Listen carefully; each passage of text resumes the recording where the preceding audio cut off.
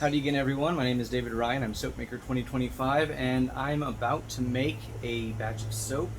I've done one video today, and that was my unboxing of my Brambleberry scents, which should come up before this. I was planning on probably getting that one out this week, and then this video that you're currently watching out the week after. So the week that this comes out is. You know what? I'm not gonna bother with it.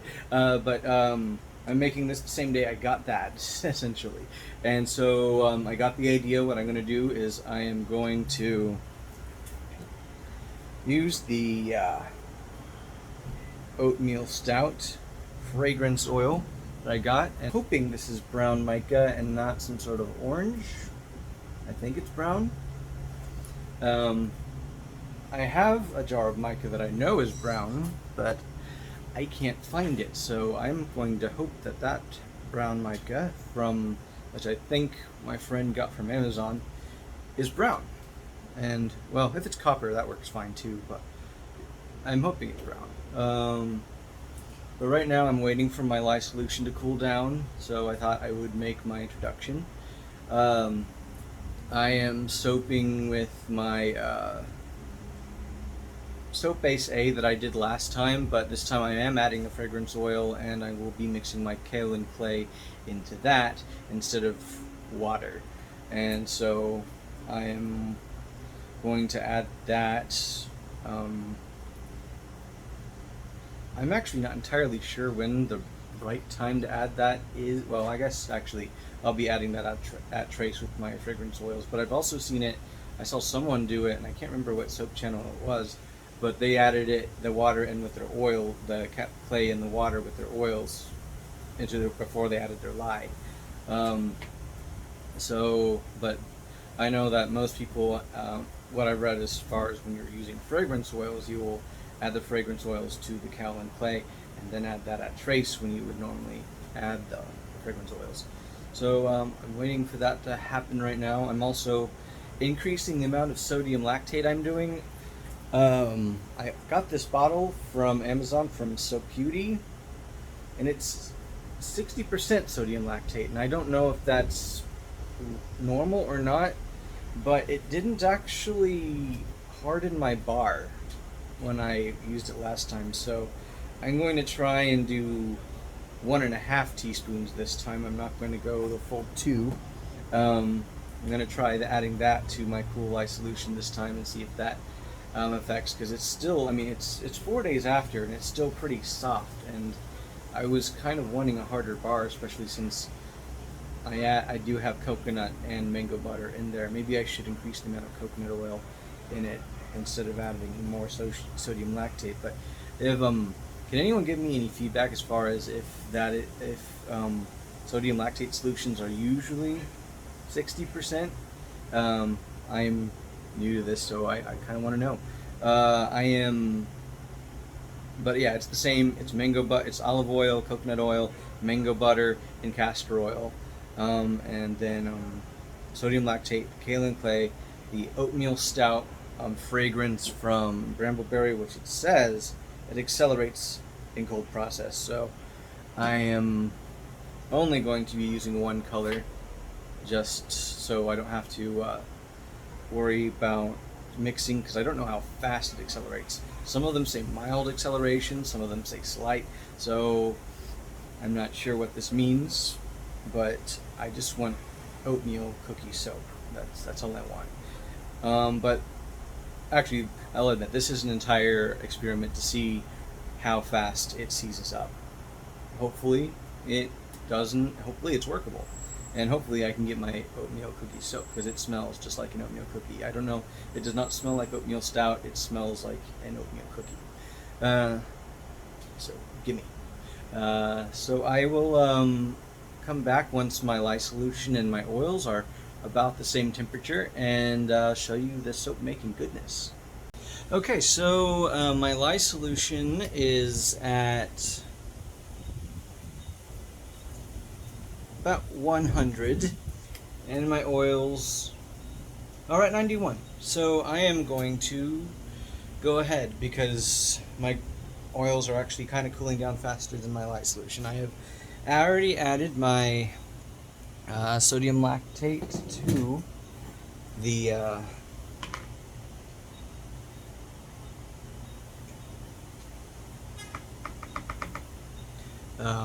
lye and gotten that mixed up, and I don't want to trip myself with my cord.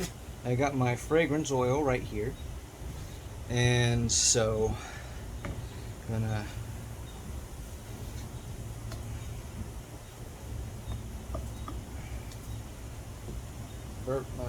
get the air bubbles out of that. I'm going to take my lye solution and pour it down my stick blender to avoid bubbles, and then going to take the time to make sure I got all of my lye solution in, or out, I should say, like that. And thus, I got mica in there. Oops. Oh well. Turns out, I think the mica I got in there is in fact red. But I will not be selling this soap, so I guess it's okay. Locked in. Get all the bubbles out. And here we go.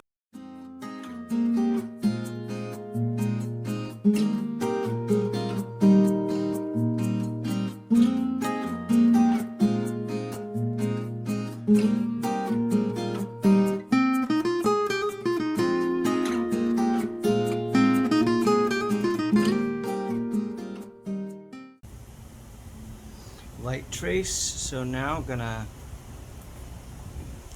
first, not gonna do that. First I'm gonna give this a little stir to make sure all the clay is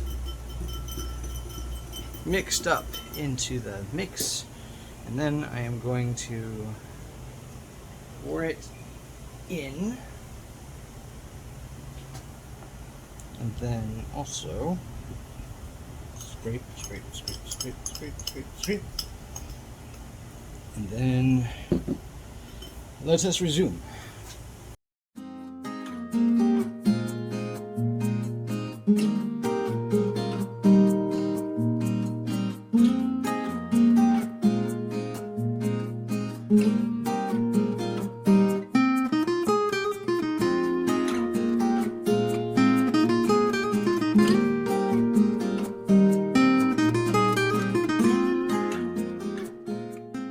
Okay, it is definitely thickening now, so I am going to disengage that. Okay, so I'm gonna pour it into the mold. Yep, it's definitely thickening up real quick, but I don't think that's particularly unmanageable. I'm gonna get me a Texas out of this. Yeah, can I get one? Can I get full Texas? Yes. Oh yeah, that is thickening up real quick now.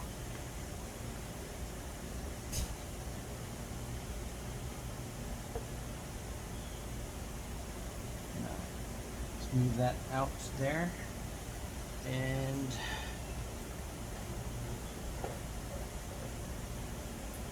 sorry if this is getting in the way. I'm not used to cameras yet. I think I'm going to set it up on the other side next time.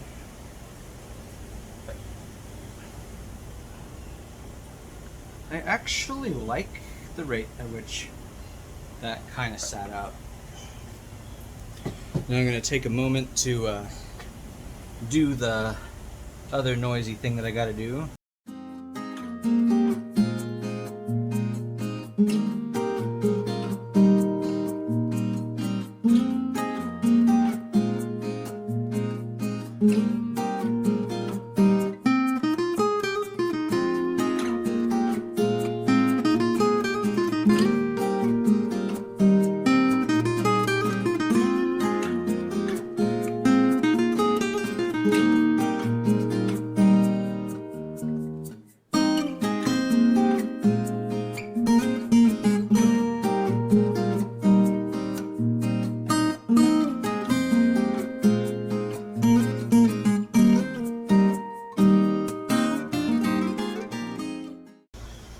it's all in the mold now. I'm gonna go get it cleaned up, and then I will check it tomorrow to see if it's ready, and I will film the unmolding parts, and then of course the cutting when it is ready. I'm hoping it will cut up a little bit faster this time, since I've added a little bit more sodium lactate. I kept the same amount of Kaolin Clay this time because I'm mostly interested in how that helps the scent stay more than I am its soap hardening qualities, which I guess it has a little bit of. I read that a little bit, I think. But yeah, I will. The scent is really strong. The oatmeal stout scent, you can smell it. I can smell it from here. It doesn't help that I got it on my fingers a little bit when I was handling the bottle. It does smell like an oatmeal cookie, so I am looking forward to seeing how it stays in the soap for when I cut it. So, and also of course when it cures. So I'm going to go get cleaned up now, and I will see you when it's cutting time. And now it's time to unmold and cut the soap. So I'll get to that now. So first I will unmold the Texas. It is still really soft. Smells really good though. I'll get that out of the way. And then we'll unmold the big one.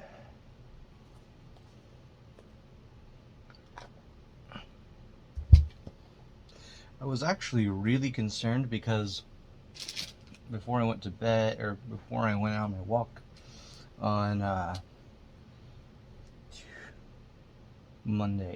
Tuesday, yes, Tuesday, there was a wet spot right in the center, and it was brown, but I expected the brown because of the whole vanilla thing. You can see that it's a reaction that happens with contact with air, so only the top has really browned, you can see right there.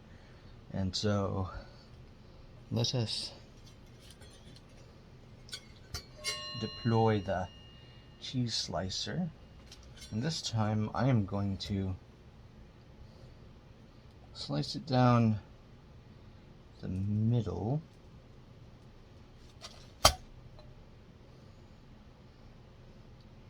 Doesn't look like it got a gel ring. Well, kind of a little bit, but not a really big one. And I'm gonna cut smaller bars. The one thing I don't like about this slicer is that it is very inexact, and you have to be very careful in order to get a straight cut.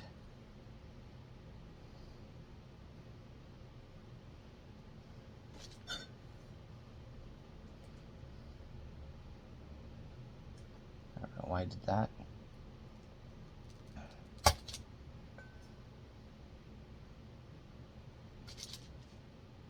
Now for the last block.